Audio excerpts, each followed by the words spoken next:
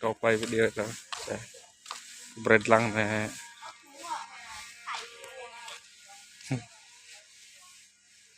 Sắp tới bây giờ lăng vậy.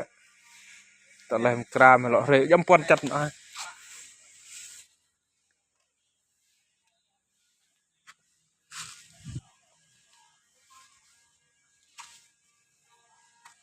Này chết gì rực nghẹt à? Nghẹt. Chết gì rực này.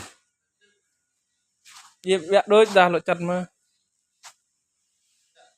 Rực chết gì cái này. Mà lọ lặng nông cra này, ắt lọ mò nông cra mình dính khu thế này mẹ. Chú bố sang suy lên tay. Vẽ dăm quan ai chặt đi. Frisch vẽ. Nên.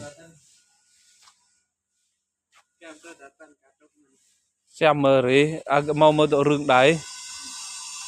Pok, ya kentah. Senang kontrak.